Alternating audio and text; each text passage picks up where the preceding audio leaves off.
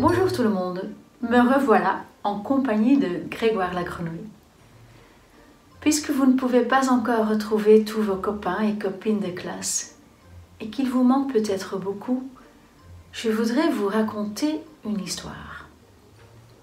C'est une histoire qui parle d'un riche seigneur qui vit dans un château et qui déteste quand les choses ne se passent pas exactement comme il le voudrait. Et lorsque quelque chose ne se déroule pas comme il a prévu, alors il se met dans une colère absolument terrible. Et à ton avis, est-ce que ça sert à quelque chose de se fâcher terriblement quand on n'a pas ce qu'on veut? Qu'est-ce que tu en penses? Écoutez-moi bien. Il était une fois un roi qui vivait dans un grand château, entouré d'une vaste pelouse. Cette pelouse était sa fierté. Il la voulait d'un vert frais et toujours rasée de près. Il aimait à la folie et ne voulait jamais y voir la moindre mauvaise herbe, le moindre pissenlit. Une armée de jardiniers s'occupait du gazon et le bichonnait jour et nuit. Un matin, en se promenant, le roi découvrit une fleur de pissenlit.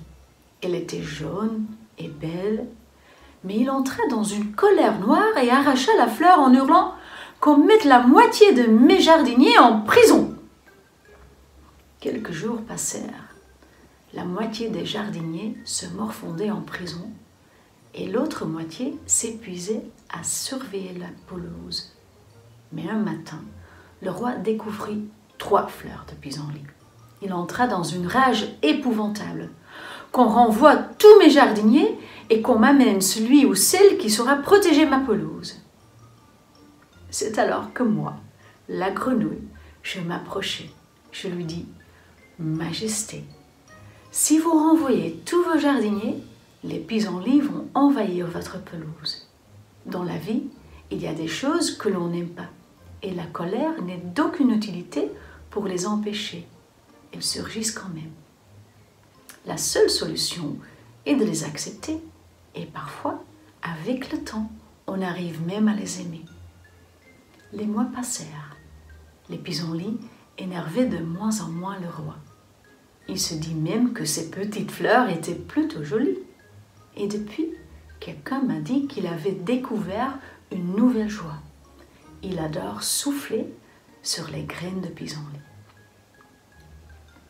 Dans notre vie, c'est un peu comme dans le jardin du seigneur du château.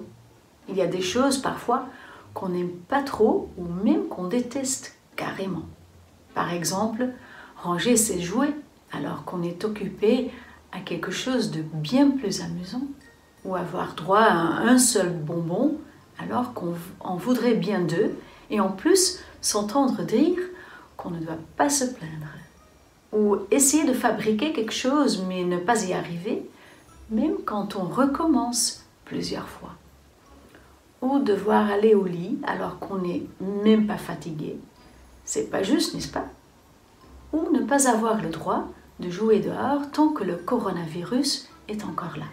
Ça non plus, c'est pas juste. Mais malheureusement, crier ou claquer la porte ou se mettre super fort en colère, ça ne marche pas en général. Et en plus, ça met aussi les autres en colère autour de nous. Et alors, on se retrouve à se disputer avant même de s'en rendre compte.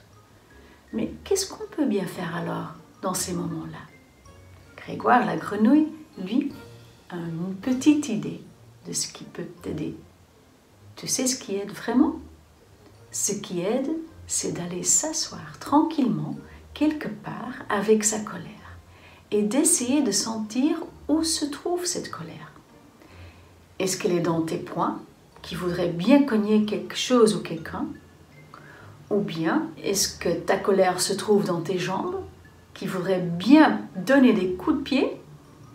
Ou peut-être que ta colère s'est installée dans ton cœur, parce que tu trouves que quelque chose est très grave.